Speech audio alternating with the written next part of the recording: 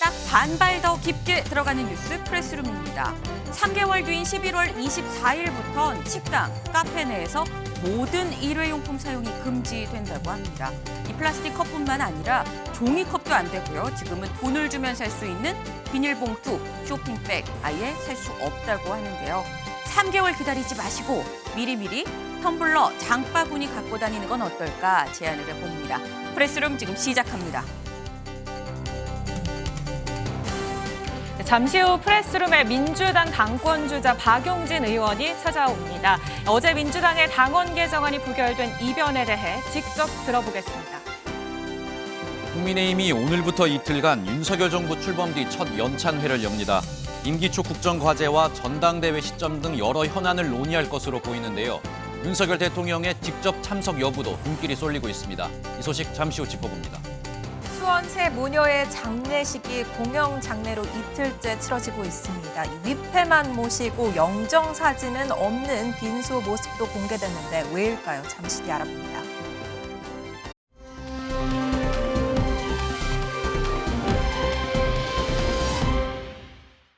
날씨부터 알아보겠습니다. 낮 동안에도 선선함이 감돌아 이제는 여름보다는 가을이란 표현이 더 어울리는 듯합니다. 하지만 보시는 것처럼 하늘 표정은 어둑어둑한데요. 곧이라도 많은 비가 쏟아져 내릴 것처럼 어둑어둑하지만 오늘 내리는 비의 양은 많진 않겠습니다. 오늘 저녁까지 중부와 경북 북부를 중심으로 5mm 미만의 비가 가끔 내리겠고요. 밤에는 전북 북부와 경북 남부에도 빗방울 정도 떨어지겠습니다. 하늘은 대체로 흐린 상태를 유지하다가 내일 오전부터 구름만 많은 맑은 하늘 드러나겠습니다. 오늘 서울의 아침 기온은 21.4도, 전국 대부분 지역에서 20도 안팎으로 출발하며 다소 쌀쌀하게도 느껴졌죠. 오늘 서울의 낮 기온 24도로 어제보다 4도가량 낮겠는데요. 낮 동안에도 선선한 곳이 많겠습니다. 하지만 양산 31도, 순천 30도로 일부 남부 지역을 중심으로는 여름의 기운이 남아서 덥기도 하겠습니다. 오늘 남부와 제주를 제외하고 대체로 자외선이 강하지 않은데 내일은 전국 대부분 지역에서 자외선 지수가 매우 높게 나타나겠습니다. 중부의 낮 기온도 5도가량 껑충 뛰어오르며 전국 대부분 30도 안팎까지 보이겠는데요. 습도가 낮아져 불쾌감은 덜하겠지만 막바지 여름 더위 주의하시기 바랍니다. 주말 동안 맑은 하늘 아래 밤낮으로 선선함이 감돌겠습니다. 나들이 즐기기에 더할 나위 없이 좋겠습니다. 밤낮 구분할 것 없이 귀뚜라미 소리도 울려 퍼지고 있습니다. 어느새 가을의 향기가 일상으로 스며들고 있는데요. 하지만 이 시기 일교차가 크게 벌어져 아침 저녁으로는 겉옷 준비하시면 큰 도움 되겠습니다. 지금까지 충무로역에서 MBN 날씨 박선아였습니다.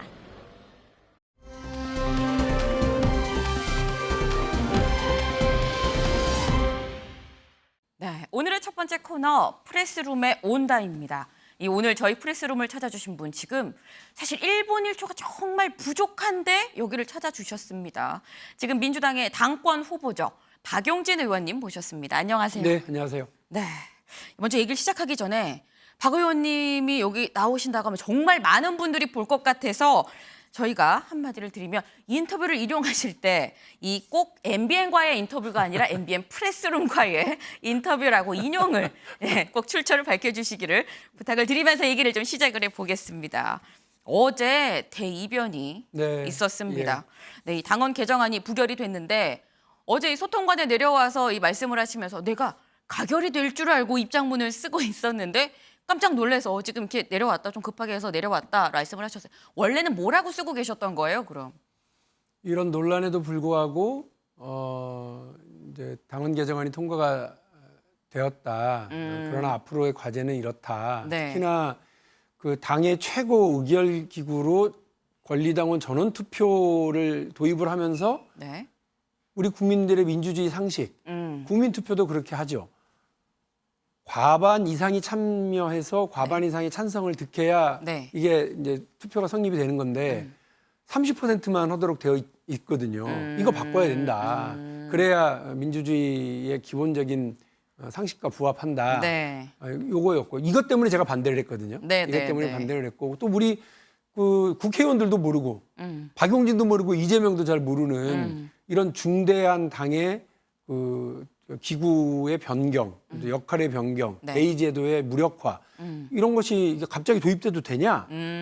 앞으로 이 부분에 관련해서도 심각하게 논의해봐야 된다라고 하는 두 가지 내용으로 쓰고 있는데 네. 부결이 발표된 거예요. 네.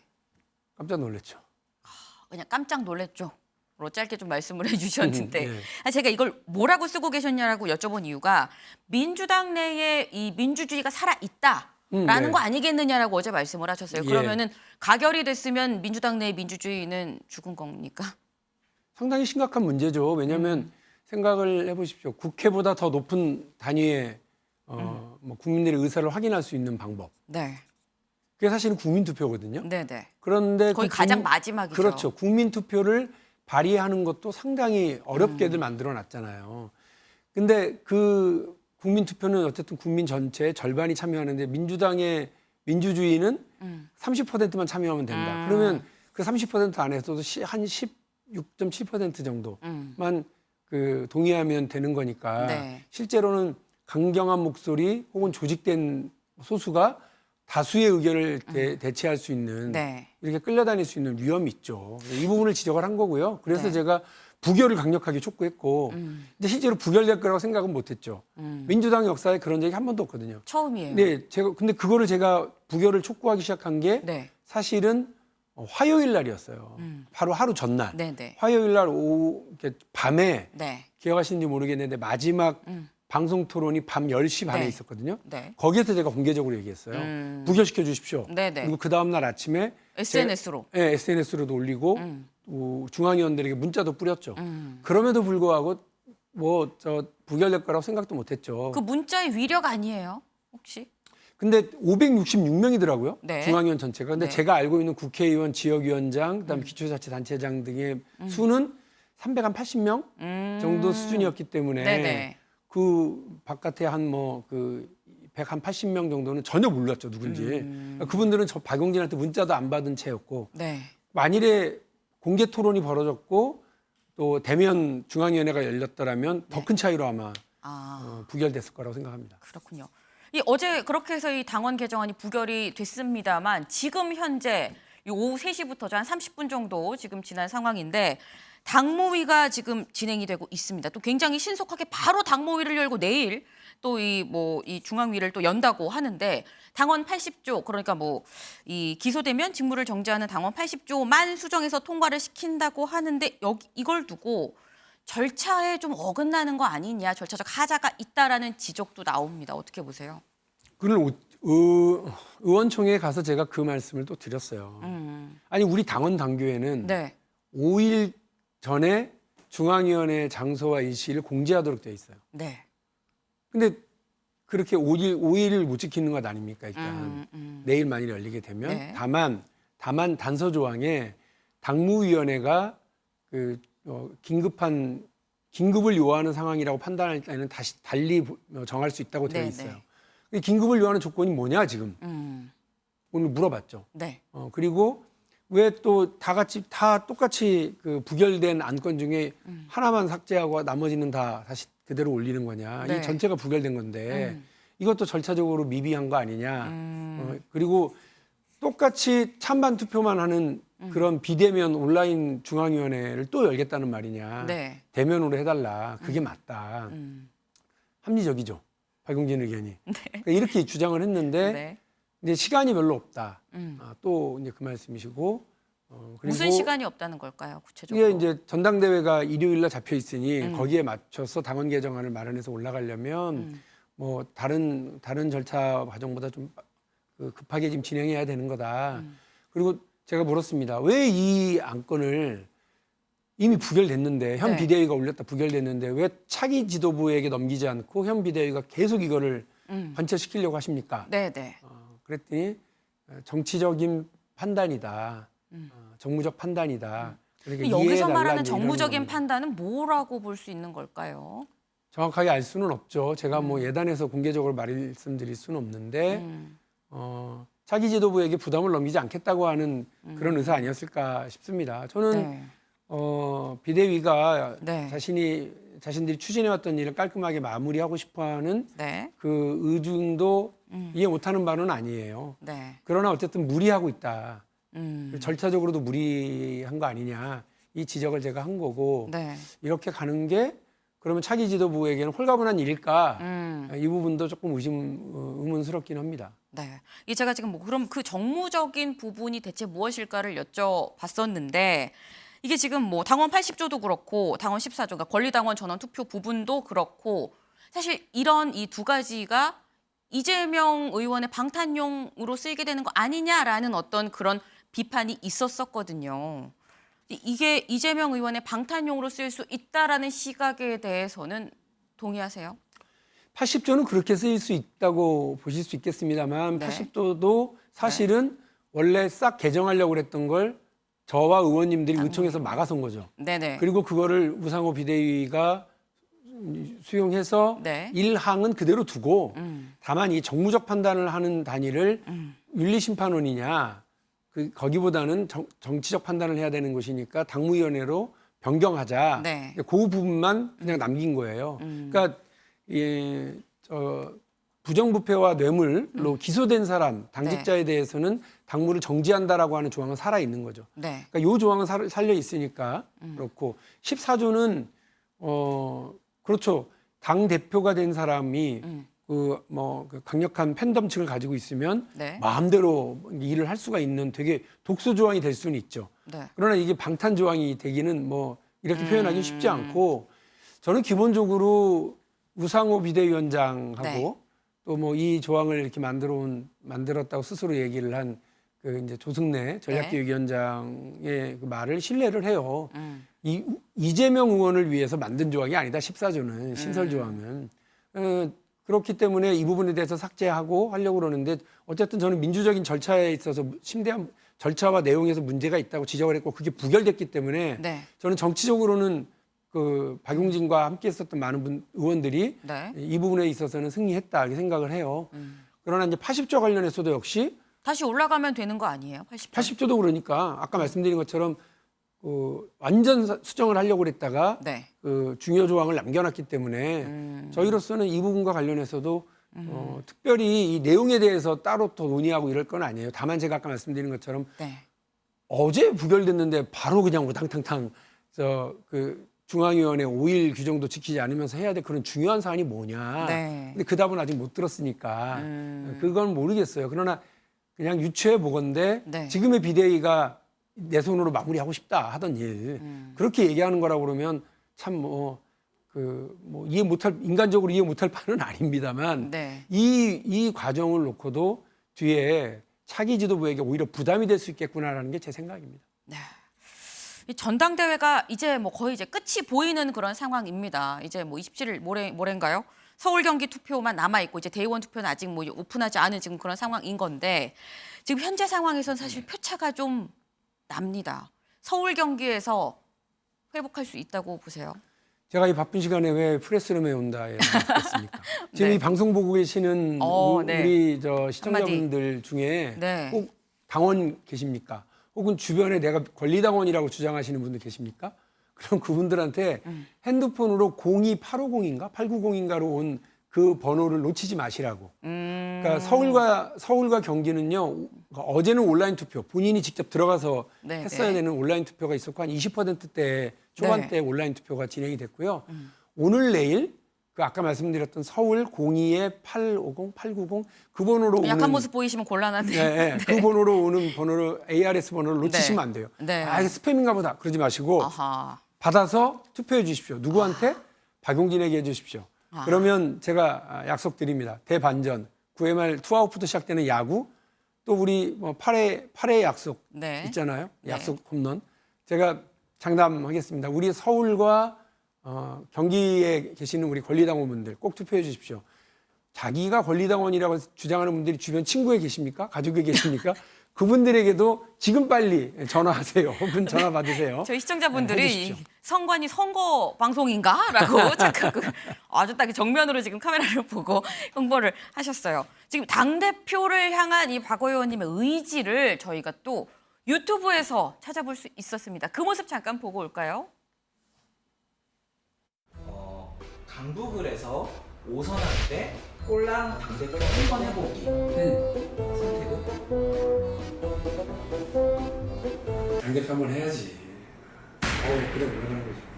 그럼 강북을에서는 네. 이제 5선까지 안 해도 된다. 왜냐면 지겹대. 그러면 두 번째 질문. 다시 태어나도 사모님과 결혼하기 대 이번에 당대표 되기. 당대표 되기. 그럼 다음 중 물에 빠지면 누구를 구하실 생각인지. 이재명 대 강민식. 훈식이. 그럼 저기 보시고 이재명 후보에게 영상 편지 부탁드리겠습니다. 왜? 매번 방송 토론에서 얼굴 붉히는 사이가 이렇게 영상 편지 보내니까 죄송합니다. 자, 다음 중 하나 골라야 한다면 3년 상임위원장 대 영선 당대표. 당대표. 그러면은 저기 보시고 국민의힘 이준석 전 대표에게 영상 편지 부탁드립니다. 양꼬치 같이 한 접시 합시다. 에? 형이 얘기할 때 듣지 그랬어. 네, 의미심장합니다. 형이 얘기할 때 듣지 그랬어. 요거 짧게만 무슨 얘기하셨어요, 이준석 전 대표한테? 보궐선거 나왔을 때 너무 그 노원대만 집착하지 말고 출마해서 국회에 입성하는 게 일단 원내로 맞습니다. 들어와라 예. 한 말씀을 하셨군요. 지금 상황이 원튼 원치 않든 일단 이재명 아니면 박용진 아니면 이재명 이런 상황입니다. 지금 카운터파트예요. 아까 뭐 얼굴을 붉히는 사이에서 네. 영상 편지를 쓰려니까 그러셨는데 지금 당내 실세라고 하잖아요, 이재명 의원이. 당내 실세와 약간 척을 지게 되는 이런 상황에 대한 두려움, 압박 이런 거는 없으실까요? 이 소위 말하는 개딸에 대한 어떤 항의 전화 뭐 이런 것도 있을 수 있고. 일단 하던 광고 마저 하면 850-8919입니다. 서울 02-850-8919. 과해요, 과해. 예. 네. 이거 그럼 약간 놓치지 말아주시고 네. 당을 사랑하니까 그러는 거예요. 제가 뭐 이재명 의원 뭐 개인을 좋아하고 싫어하고의 문제가 아니라 네. 이전에도 마찬가지죠. 문재인 대통령 시절에도 네. 혹은 이해찬 당대표 시절에도 추미애 당대표 시절에도 아닌 건 아니라고 얘기하는 건 당을 사랑하기 때문입니다. 그런데 그걸 하면서 그때도 힘들었거든요. 조국 사태 때 이건 아닌 것 같다고 얘기해서 힘들었고요. 네. 또 위성정당 만든다고 그럴 때 이건 아닌 것 같다고 얘기해서 힘들었고요. 그리고 무공천 원칙 폐기할 때도 네. 아닌 것 같습니다라고 얘기해서 힘들었어요. 그러나 지금까지는 제가 소신을 밝히는 소신 정치였다고 그런다면 네. 지금부터는 책임 정치죠. 아닙니다가 아니라 결과를 만들어내야죠. 그래서 제가 말씀드렸던 대로 하고 있는 거잖아요. 부결 만들어냈잖아요. 네. 그전에는 그냥 방송 나가서 혹은 페이스북에 올려서 이렇게 하는 건 아닙니다. 저는 반대하겠습니다 하고 끝나는데 반대를 조직하고 부결을 조직하고 결국은 그런 결과를 만들어냈죠. 그리고 근데 제 이번에도 질문은 80%. 두려움이나 위협 어떤 이런 압박은 없으시냐라는 질문이었는데 두려움은 있으신 거예요, 그러면? 사랑하면 가슴 뛰죠. 두근두근해요. 사랑으로 뛰는 걸로. 그렇습니다. 걱정도 되고 그러긴 하는데 네. 다 저를 이해하실 거라고 생각합니다. 뒤에 그 가면. 마지막으로 요것만 짧게 좀 여쭤볼게요. 이 얼마 전에 이 이재명 의원의 배우자죠. 김혜경 씨가 경찰에 출석을 했습니다. 근데 그러고 난 다음에 이재명 의원이 국민께 사죄드린다라고 이 말씀을 하면서도 아내는 이 법인카드 사용을 몰랐다라고 지금 얘기를 했습니다. 이 입장에 대해서는 어떻게 보세요? 글쎄요, 어쨌든 그 수사선상에 서 있는 뭐 문제와 관련해서 그 가족이잖아요. 네. 그러니까 그 문제에 대해서 어떻게든 뭐 법적으로든 정서적으로든 정치적으로든 방어의 입장을 가질 수밖에 없다고 저는 생각을 해요. 그 누구든 간에. 네. 그런 입장에서 쓴 글이기 때문에 제가 뭐 정치적으로 이런저런 판단을 하기는 쉽지 않다고 보고요. 저라도 만일에 제 가족이 연루된 무슨 일이 있으면 네. 그 부분에 대해서 방어적 입장에서 방어할 건 방어하고 또 국민들에게 양해를 얻을 건 얻고 이렇게 하겠죠. 그거에 대해서 뭐 이렇게 저렇게 토를 날 일은 아니라고 봅니다. 알겠습니다. 지금 굉장히 바쁘신데 힘드셨는지 얼굴도 좀 V라인이 되셨는데 저희 스튜디오를 찾아주셨습니다. 다음에 또 만나 뵙기로 하고요. 오늘 감사합니다. 네, 고맙습니다. 네, 저희는 다음 순서로 넘어가 볼까요?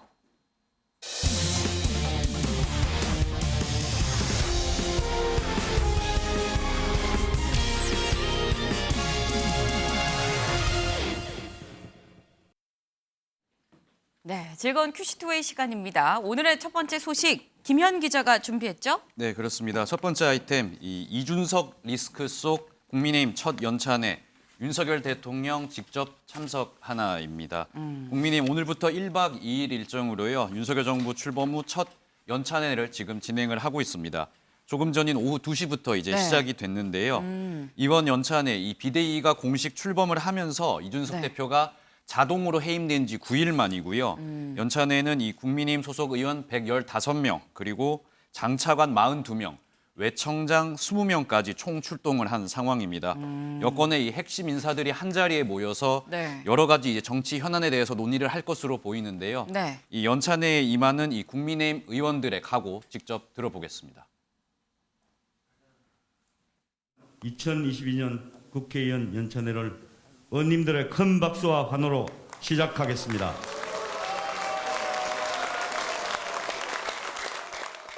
민생을 살리고 국민의 삶을 편안하게 해드리는 책임 있는 집권 여당, 일 잘하는 집권 여당의 모습을 보여드리도록 우리 의원님 모두가 합심할 수 있기를 바랍니다. 이번 연찬회가 모쪼록 화합과 소통의 장이 되기를 기대합니다. 국회를 떠나서 이렇게 단체복을 입고 한자리에 모이니까 동지의식을 느끼고 뭔가 할 수 있겠구나 하는 의욕을 느끼는 그런 자리인 것 같습니다. 좋은 의견 많이 내주시고 유익하고 보람있는 연찬회가 되었으면 합니다. 네, 그리고 이번 연찬회가 가장 좀 주목을 받았던 게 이 네. 윤석열 대통령이 직접 참석할지 이 여부에 대해서 굉장히 눈길이 쏠리는 그런 모습이었습니다. 일단 지금까지 나온 내용을 좀 저희가 전달을 해드리면요. 네. 대통령실 고위 관계자가 밝힌 내용인데 네. 대통령이 연찬회 참석을 검토 중이지만 아직까지 이 확정되지는 않았다고 이야기를 하면서요. 네. 참석 여부에 대해서는 오늘까지도 확인을 아직 되지 못하는 그런 모습을 보여주고 있습니다. 그렇군요. 만약에 이 오늘 있는 이 연찬회에 윤 대통령이 직접 온다고 한다면 초유입니다. 처음이에요. 연찬회 장에 대통령이 오는 일은 지금까지 없었었는데 이종훈 의원님, 윤석열 대통령 그동안 당무랑 선을 그어 왔었거든요. 오늘 연찬회에 참석을 할지 한다면 무슨 이유로 참석을 하는 걸까요? 네, 뭐 한다라고 전제한다면 어찌됐건 뭐 지금 윤석열 정부 출범한 지가 얼마 안 된 상태에서 네. 첫 연찬회이기 때문에 당정대 관계를 좀 더 돈독히 하는 차원에서 참석하는 것으로 이렇게 봐야 되겠죠. 오늘 그 사실은 참석 여부가 이 관심을 끄는 이유가 네. 이 장관들이 참석을 해요. 네. 보통 여당 연찬회에 그 각 부처 장관들이 참석하는 일이 거의 없거든요. 다는 참석을 안 하고 몇몇만 참석을 하죠. 정치인 출신 장관들. 네, 그렇습니다. 그래서 이게 조금 뭔가를 의미하는 거 아니냐. 결국 이제 대통령이 조금 전에 말씀드렸듯이 당정대 관계를 돈독히 하는 차원에서 오기 위해서 뭐 온다고 하시니 네. 부처 장관들도 지금 참석하는 거 아니냐. 그런 관측이 나오고 있는데요. 뭐 역시 정무적 판단을 열심히 지금 하고 있겠죠. 조금 전에 말씀하셨듯이 이제 참석하면 분명히 또 내일 보도가 나오지 않겠습니까? 그렇겠죠. 뭐 당무와 거리를 둔다 그러더니 결국 뭐 등장하셨다 이렇게 이제 또 보도가 나올 수 있기 때문에 그 부분 마지막 전략적 고민을 좀 하고 있지 않을까 이렇게 생각을 합니다. 그렇군요. 일단 뭐 올지 안 올지는 모르겠습니다만 오늘 연찬회에서 아마도 지금 뭐 3, 4, 5 자리만 있으면 얘기가 나오는 게 이준석 전 대표와 관련한 지금 뭐 계속되고 있는 이런 논란들이지 않을까 하는 생각인데, 근데 그게 그럴 수밖에 없는 게 김현 기자. 네. 이준석 전 대표가 지금 뭐 계속해서 연이어서 뭐 누구는 수류탄이라고 얘기를 했는데 수류탄뿐만 아니라 뭐 이것저것 다 던져대는 것 같은데요. 네, 그렇습니다. 이준석 대표 정말 말씀하신 대로 전방위적인 공격에 지금 나서고 있는데요. 네. 윤석열 대통령과 대통령실, 뭐 국민의힘, 윤핵관 가리지 않고 이 총공격에 나서고 있습니다. 네. 이 오늘 같은 경우에도 이 어제 발생한 윤석열 대통령의 이 일정 유출 사건이 있었잖아요. 네. 여기에 대해서 이 왜 대통령실이 이 책임을 당에 떠넘기느냐 이런 내용의 글을 올렸습니다. 윤석열 대통령과 대통령실을 직격하는 그런 모습이었는데요. 네. 이 지금 일정을 미리 알려놓고 서문시장으로 사람들을 모여라 이렇게 이야기를 하는 게 지금 부추기고 있는데 지지율이 하락하니까 지금 조급한 모습을 보이는 거다. 이렇게 이야기를 하면서 비판하는 모습을 보였습니다. 이준석 대표의 목소리 준비해 봤는데요. 직접 들어보시겠습니다. 대구에서 이제 보수 정치하는 사람들이 한번 부스터 받을 때 가는 상징적인 공간이 됐거든요. 그러니까 지지율 떨어지면 가가지고 서문시장에 왔습니다, 여러분 하면서 이제 손 좀 잡아주고 이렇게 하면서 지지율 상승을 노릴 때 가는 약간 그런 공간인데 그게 왜 지금 나왔지? 정권 초기에 100일쯤 됐을 때 이걸 기획했다는 것 자체가 굉장히 다급함을 느끼고 있다. 지지율이라는 측면에서 상황 속에서 대통령께서 가시는데 이런 거를 팬클럽을 통해 가지고 미리 집계를 해야 되는 상황이다. 이것도 우려스럽고 나중에 이게 문제가 되니까 당 쪽에서 이게 일정이 유출된 것 같다라고 이제 해명했잖아요. 대구시당 왜 책임을 당한테 떠넘기죠? 예, 당한테 그럼 말해준 건 누굽니까? 예, 대통령 일정인데 굳이 그러면은 당에 얘기해줄 이유는 뭐죠? 당이 왜 알아야 되죠? 모이라는 거잖아요. 그러니까 그렇게 알려져 놓고는 나중에 당에서 유출된 것 같다라고 하면서 하는 거는 좀 의아하다. 그리고 네, 이준석 전 대표 그러면서 지금 심재철 국민의힘 전 의원과도 충돌을 하고 있습니다. 네. 이 지금 유출된 자필 탄원서 내용을 보면은 이준석 전 대표가 윤석열 대통령을 이 신군부로 비유를 하면서 네. 이 1980년 이 민주화 운동 때 서울역 회군 이야기를 했잖아요. 그랬죠. 이 심재철 의원이 당시 이 서울대 총학생회장으로 당사자였거든요. 네네. 심재철 의원 이 이준석 대표의 이 인용을 두고 지금 좌파 진영에서 집중 왜곡한 내용을 지금 보수 진영의 전 대표가 지금 무분별하게 인용을 했다 이렇게 비판을 했습니다. 여기에 대해서도 이준석 대표 절대 물러서지 않는 모습을 보였는데 네. 심재철 전 의원을 향해서 지금 나를 좌파라고 이야기를 하는데 네. 내가 만약에 좌파라면은 지금 세상이 좌파로 물들었다는 얘기인데 과연 그런 보수 정권이 집권이 가능한 상황이냐 이렇게까지 이야기를 하면서 네. 비판을 했고요. 어제 같은 경우에도 윤석열 대통령을 향해서 간접적으로 어느 시점이라도 좀 유감 표명 같은 거를 했다면 네. 지금 이 지경까지 상황이 이르러지 않았을 것이다 이렇게 이야기를 했고요.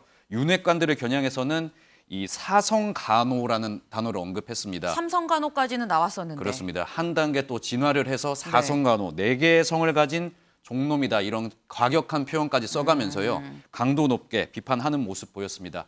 그러면서 또 한 명 더 지금 김기현 의원과도 이렇게나 많이 그렇습니다. 공격을 했어요. 김기현 의원과도 지금 네. 전선을 또 따로 형성을 하고 있는데요. 네. 일단 김기현 의원의 발언 듣고 이야기 이어가겠습니다. 법원의 권위에 대한 도전이라고 또 그런다는데. 예. 아니, 그럼 법원에다가 예. 이게 기각돼야 된다. 가처분이 기각돼야 된다. 그러면 법원 권위에 대한 도전이고 네. 법원에서 이걸 받아들여야 된다. 인용 결정을 요구하면 그건 탄원이고 뭐 그런가요? 참 편리한 해석입니다.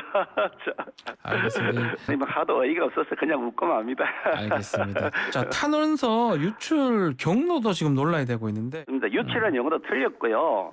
아니 이게 뭐 바깥으로 공개하는 게 불법도 아니고 예. 뭐 지금 뭐 법률상 금지되어 있는 것도 아닙니다. 네. 아니 그 공적인 절차를 통해 제출한 문서인데 유출이 그냥 공개죠.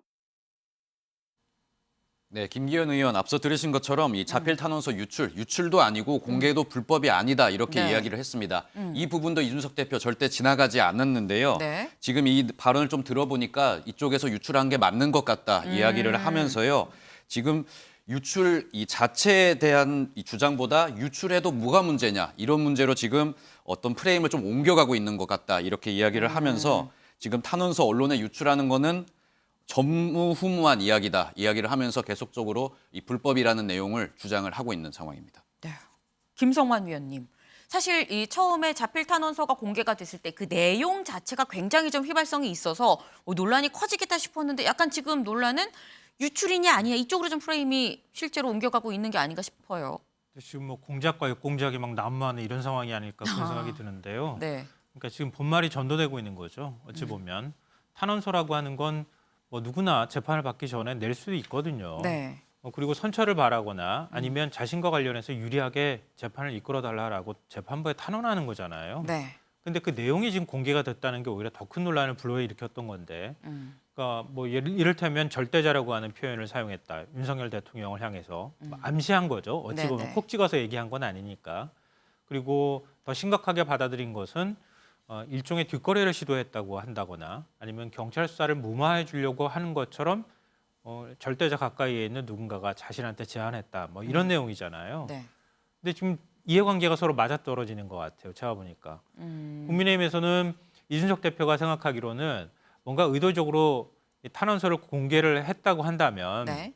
탄원서 내용이 굉장히 좀 곤혹스러운 거잖아요. 그렇죠. 그러니까 유출 문제로 끌고 가면 탄원서 내용이 지금 덮이는 현상이 나타나잖아요. 네, 그럼 이준석 대표는요?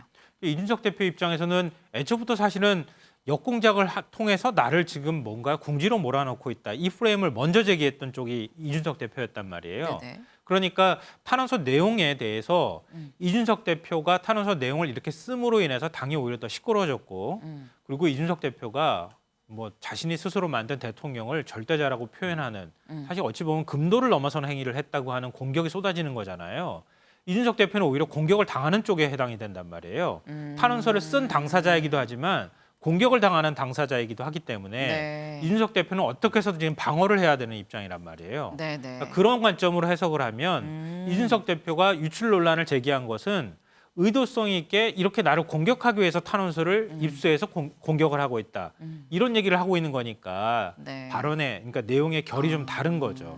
그러니까 그래서 지금 이렇게 서로 유출 공방이 이루어지고 네. 있는 거 아닌가 이렇게 생각이 됩니다. 네. 들어보니까 굉장히 좀 맞는 것 같다라는 생각이 드는데, 근데 오히려 이 탄원서 내용에 대해서는 좀 민주당에서 더 관심을 갖고 있는 것 같아요. 네, 특히 박홍근 원내대표가요, 이 한 매체의 보도 그리고 이 전 대표의 탄원서를 비교해 가면서 윤핵관 비판에 나섰는데 이 내용을 보시면은 박 원내대표가 오늘 이 이준석 성적대 의혹 수사가 한참일 때 이 한 윤핵관이 경찰 고위급 인사와 접촉했다. 라는 경찰 내부 증언이 나왔다면서 이 전 대표의 탄원서에서도 이렇게 당대표직을 내려놓으면 경찰 수사를 좀 무마해 주겠다는 내용이 있지 않았냐. 이게 사실이라면 국기문란에 해당하는 공권력 사유화라고 주장을 했습니다. 그런데 여기에 대해서 여당의 하태경 의원이 나서서 좀 반박을 했습니다. 좀 네. 의외라고 생각이 되는데 지금까지는 이 전 대표 측을 옹호를 해왔잖아요. 네네. 그런데 이 전 대표 측의 주장이 거짓말이라는 취지로 얘기를 했는데 이 보시면 이 탄원서 속 그 사람이 누군지, 이 사람이 누군지는 모르겠지만 네. 그 사람은 굉장히 뻥이 센 사람이다라고 말하면서 이준석 수사는 전 국민의 관심사인데 요즘은 대통령도 경찰에 전화를 못한다라면서 반박하는 모습을 보였습니다. 네. 지금 이정훈 의원님. 네. 지금 보면 하태경 의원은 대통령실이 침묵을 하는 건 뭐 윤 대통령이 이 전 대표를 쫓아냈다고 시인하는 거니까 입장을 밝혀라라는 입장인 거거든요. 근데 이게 입장을 밝히면 윤석열 대 이준석 이렇게 구도가 또 짜이는 거 아닙니까? 네. 근데 지금 하태경 의원은 네. 한편에서는 이준석 전 대표도 보호하고 싶고 그러면서 야당으로부터의 공격은 또 공격대로 막아내고 싶은 거죠. 그렇죠. 예, 당은 보호를 일단 해야 된다라고 생각을 좀 하는 겁니다. 그래서 어떻게 보면 이제 이쪽 전략, 이쪽 전략이 지금 양면 전략을 좀 쓰고 있는 건데 그러다 보니까 꼭 논리적으로 이렇게 일관성이 있어 보이지는 않는다 그런 생각이 좀 들긴 하고 지금 만약에 사실은 그 야당에서 제기하듯이 그게 실제로 네. 뭐 수사 무마를 하려고 하는 그런 그 시도가 있었다라고 한다면 이거는 더 큰 사건이 되는 거고 네. 더 윤석열 정부 내지는 국민의힘을 곤혹스럽게 만드는 악재가 될 수 있는 겁니다. 대형 악재 가능성이 높기 때문에 이 부분은 본인이 좀 나서서 방어를 해야 되겠다. 이 생각을 지금 하고 있는 게 아닌가 이렇게 생각합니다. 그렇군요. 지금 뭐 이준석 전 대표 입장에서는 내가 거리가 아니라 사고로 잠깐 자리를 비웠는데 그 자리 뭐 약간 도둑맞은 그런 느낌일 수 있는데 이 빈 자리에 당대표 자리를 놓고 지금 다른 당권 주자들은 굉장히 또 열심히 홍보에 여념이 없는 것 같아요. 네, 유튜브를 활용해서 자기 홍보에도 좀 나서고요. 인터뷰도 가리지 않고 하고 있고 열심히 홍보를 하고 있습니다. 먼저 김기현 의원은 일주일 사이에 쇼츠라고 불리는 1분 이하의 이 동영상을 7개 정도 연속으로 올렸고요. 그리고 권성동 원내대표는 유튜브 권성동 채널을 이달 초 새로 개설했습니다. 현재 확인해 보니까 오늘부로 구독자가 52명입니다. 조금 미약하긴 한데 영상을 좀 더 올리면서 구독자가 늘지 않을까 싶고 네. 또 다른 주자인 안철수 의원도 과학 등의 이 전문성을 부각시킬 수 있는 다양한 소통 창구를 좀 마련해 보겠다라고 네. 말했습니다. 이 당권 주자들 사이에 서로 신경전도 좀 시작된 것 같은데요. 특히 김기현 의원과 안철수 의원은 한 차례 설전이 오갔습니다. 영상으로 확인해 보시죠. 수원이 또 인수위 역할을 이렇게 부정하는 것은 윤석열 정부 부정 아니냐 이렇게 조금 다툼 아닌 다툼 같더라고요. 뭐 다투진 않았고요. 저는 예. 객관적인 사실을 말씀드린 것이고, 그를 이제 인수위원회에서 사실은 우리가 어느 지향적으로 나아가겠다. 그래서 가령 뭐 747 성장을 하겠다. 라고 한다든지 창조 경제를 하겠다라고 한다든지 네. 이런 형태로 해가지고 뭔가 좀 메시지가 전달됐어야 되는데 그런 것들에 대한 기억이 잘 나지 않아서 그런 점들이 제가 아쉽다. 그런 그렇게 의미에서, 표현했던 거죠. 예. 네, 지금 뭐 김기현 의원이 이 안철수 의원한테 아니 이거는 뭐 인수위에서 제대로 한 게 뭐가 있느냐라고 얘기를 했는데 또 안철수 의원은 또 딴 데서 보니까 아니 뭐 그거는 인수위원장을 안 해보셔서 뭐 그렇게 생각하실 수도 있다라고 또 받아쳤던 게 기억이 나는데 이게 사실 물밑으로 있어야 되는 신경전이 이제 슬슬 표면화되고 있는 상황이 아닌가 싶습니다.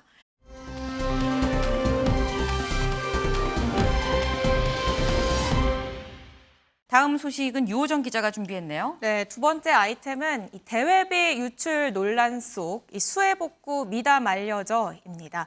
어제 저희가 전해드린 바 있는데 대외비인 대통령의 일정이 김건희 여사의 팬클럽을 통해서 공개가 되면서 그것도 언론에 공개된 것보다 더 세부적인 일정이 공개가 되면서 논란이 불거졌다라는 소식 전해드렸는데요. 네. 공교롭게도 같은 날인 어제 오후에 네. 이 김건희 여사가 최근 수해 현장을 방문해서 봉사활동을 했었다. 라는 사실이 뒤늦게 알려졌습니다. 네. 이 집중호우 이후에 피해를 입은 주택과 그 주변을 청소하는 봉사활동을 서너 차례 다녀왔다고 하고요. 네. 작업복 차림으로 마스크를 쓰고 있어서 이 주민들도 거의 알아보지 못했다고 전해지고 있습니다. 대통령실 관계자는 최소한의 경호 인력을 대동한 채 이루어졌고 대통령실에서 기획한 일정이 아니라 네. 개인 차원에서 개인적으로 한 봉사다라고 설명을 했는데요. 네. 김 여사 앞으로도 좀 이렇게 비공개로 봉사활동을 지속할 것으로 보이는데 대통령이 먼저 나서서 뭐 일정을 공개하거나 아니면 이후에 이 사실을 알리는 데는 좀 심중한 입장입니다.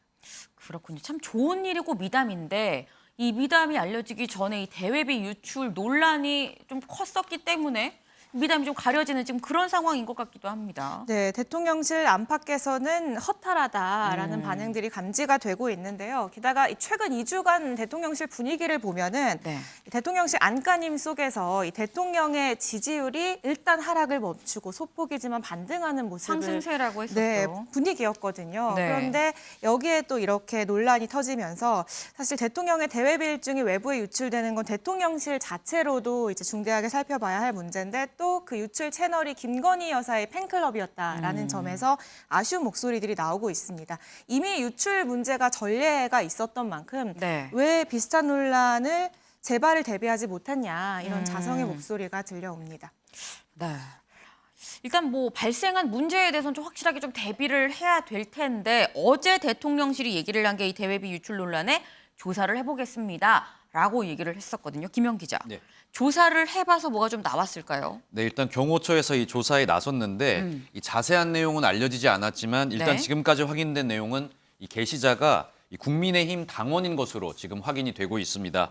경호처에서 밝힌 내용은 이 국민의힘 당원이자 팬클럽 회원이 네. 이 해당 게시물을 올린 것으로 확인이 됐다. 이렇게 내용을 알려줬고요. 네. 대통령실 관계자 역시 뭐 어제 오후 브리핑에서 계속 죄송하다는 입장을 내비치면서 이 대구시당에서 행사를 준비하는 과정에서 이게 아름아름 알려지면서 이렇게 일정이 유출이 된 것 같다 이런 해명을 내놓은 상태입니다. 네. 여러 이야기가 지금 나오고 있지만 어찌됐든 이 사전 공개가 엄격히 금지되어 있는 이 일정이 네. 고스란히 노출된 이번 논란에 대해서 지금 여러 비판의 목소리가 나오고 있는데요. 네. 일단 야당에서는 고민정 의원 같은 경우에 이게 사과로 끝낼 일이 아니다 이렇게 이야기를 했습니다. 그러면서 최순실, 이 과거 이 최서원 국정농단 사건 당시에 이 대통령 연설문이 유출이 돼서 네. 정호성 부속비서관이 구속된 바를 잊어서는 안 된다.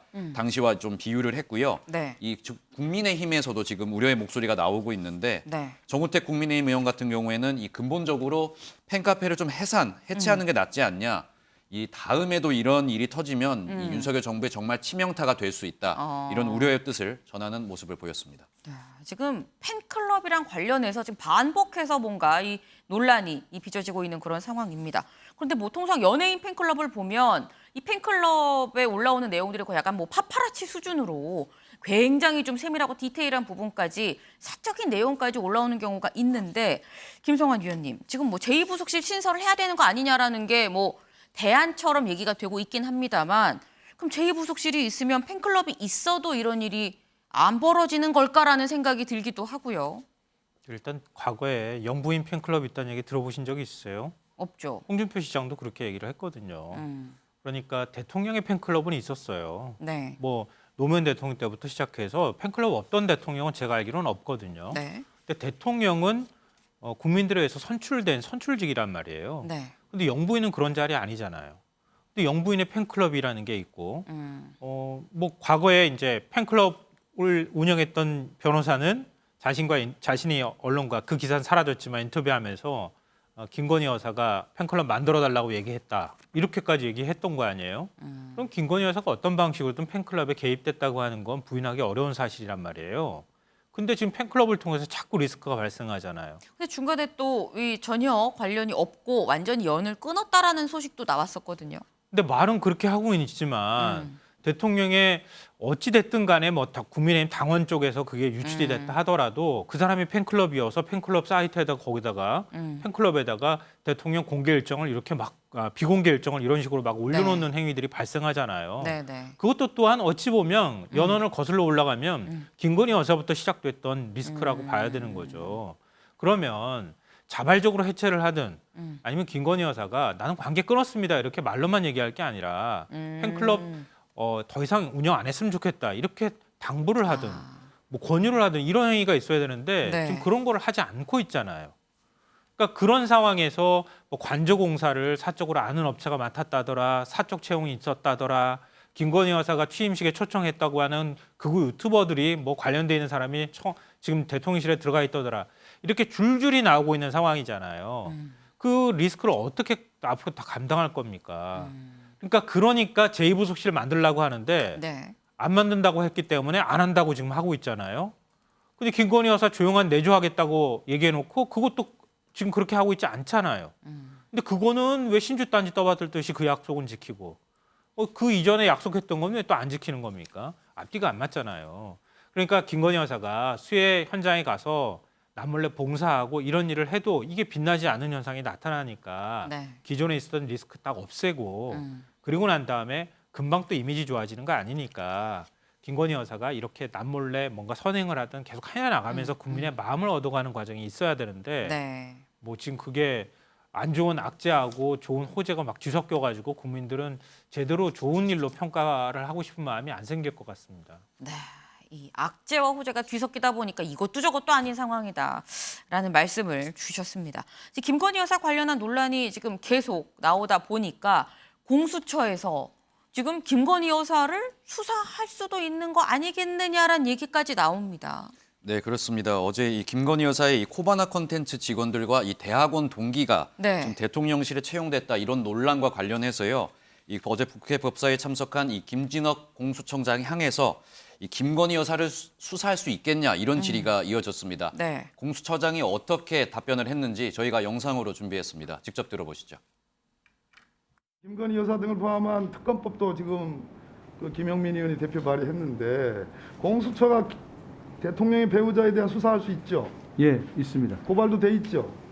뭐 그런 거로 알고 있습니다. 수사할 생각이 계십니까? 예, 저희 검토 중입니다. 자세한 사항은 말씀 못 드리지만 저희가 법과 원칙에 입각해서 저희가. 네, 박범계 의원의 질의였는데요. 김건희 여사가 공수처에 고발이 되어 있느냐, 그리고 김건희 여사를 수사할 생각이 있느냐 이렇게 질문을 하면서요. 네. 주요 질의 대부분이 네. 이 김건희 여사의 수사에 좀 집중되어 있는 그런 모습을 보여줬습니다. 네, 지금 공수처장이 검토하고 있다라는 얘기를 했습니다. 어떻게 보면 또 원론적인 얘기일 수도 있습니다만 일단 좀 지켜봐야 될 것 같은데 일단 이런 연유로 특별감찰관 얘기가 지금 계속해서 나오고 있죠. 그런데 어제 박범계 의원이 법사위에서 이 특별감찰관 얘기를 한동훈 장관한테 이게 공격하면서 하다가 역공을 좀 당한 것 같더라고요. 그렇습니다. 이 박범계 의원이 특별감찰관 이 필요성에 대해서 이 한동훈 장관에게 좀 동의를 구하다가 네. 조금 부메랑을 되돌려 맞는 그런 모습을 보여줬는데요. 전 현직 법무부 장관의 어떤 발언, 신경전 하나하나가 굉장히 화제가 되는 그런 모습을 보여줬습니다. 어떤 모습이었는지 저희 제작진이 준비해봤습니다. 직접 만나보시죠. 특별감찰관의 7억 7천만 원 정도가 매해 쓰여지고 있는데 제가 필요하지 않느냐라고 여쭤보니까 장관께서 답변하시기를 유념하겠다 이렇게 말씀했어요. 동의합니까? 특별감찰관은 국회에서 추천해 주셔야 되는 걸로 알고 있어요. 박근혜 의원이 장관님들 시절에 특별 진행하자고 대통령께 요구를 하셨어요. 위원님, 이 7억 그 부분은 2021년 맞아요, 것이니까 맞아요. 위원님께서 담당하신 거잖아요. 그럼 그때 추천을 요청하셨어야 하지 않겠습니까? 언제 하셨으니까요?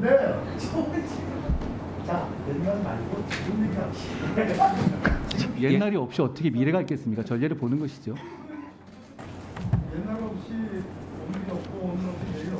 자, 정리해 주십시오. 박범계 위원님. 예. 네, 저희가 안 들리실 수가 있어서 조금 짧게 정리를 해드리면요. 네. 박범계 의원이 이 특별감찰단 필요한 거 동의를 하냐 묻자 이 한동훈 장관이 예전에 이 장관 의원님이 장관 시절에 그때 어떤 추천 요청을 했어야 되는 거 아니냐 반문하는 모습을 보였습니다.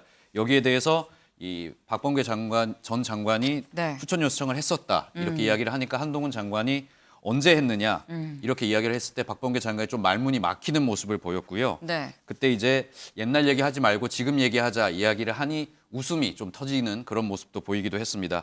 이 발언에 대해서도 한동훈 장관이 다시 한번 옛날 없이 어떻게 미래가 있겠냐 이야기를 하면서 좀 쐐기를 받는 그런 모습을 보여줬는데요. 아무튼 이 마이크가 꺼진 후에도 이 두 사람 네. 계속 설전을 이어갔고요. 박범계 의원 같은 경우에는 오늘 한 인터뷰를 통해서 네. 하지 못한 이야기를 하면서요. 한동훈 장관의 비판을 좀 더하기도 했습니다. 박범계 장관 전 의원의 이야기 직접 들어보겠습니다. 이제 한동훈 스타일이라는 게 이제 네 가지로 제가 한번 정리를 해봤습니다. 그래요? 기본적으로는 말장난이에요. 그러니까 자신이 일국의 장관이라고 표현했으니까 그 장관이 갖고 있는 무게감, 어떤 철학적 고뇌, 국정에 대한 여러 가지 책임감 그런 것이 있다면은 그렇게 대응할 수가 없는데 결국 말장난인데 스타일을 보니까 첫째는 우기기입니다. 그리고 두 번째는 거짓말하기. 거짓말도 해요? 외국 갔다 오면 보고서 만들지 않는다. 과거에도 그랬다. 저는 만들었습니다. 또 물타기인데요. 네. 그러니까 김건희 여사 리스크가 지금 있는데 그것 때문이라도 특별감찰관이 필요하다고 하는데 비용 타령으로 이렇게 물타기했다는 말씀이고 마지막에는 권인석 의원 질문에도 그 뭐 질문 같지 않다라는 그러한 오만하기. 그래서 이 네 가지. 네, 이 전현직 법무부 장관들 사이에 이 신경전 아닌 신경전이 또 대단한 그런 상황입니다.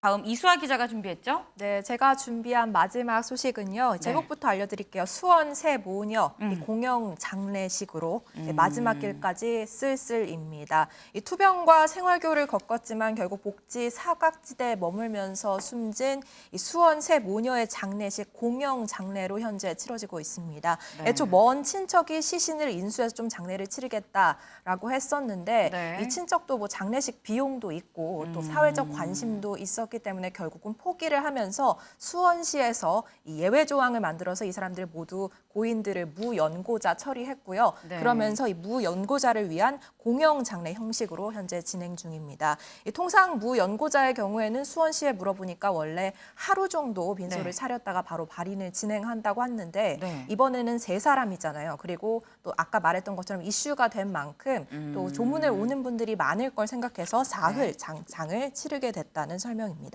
어제 오후에 빈소가 차려져서 오늘이 이틀째인데요. 원불교 주도로 오늘 추모 의식이 진행이 됐고요. 내일 오전에 발인을 해서 이 수원시 연화장 안에 있는 납골당에 모셔질 예정입니다.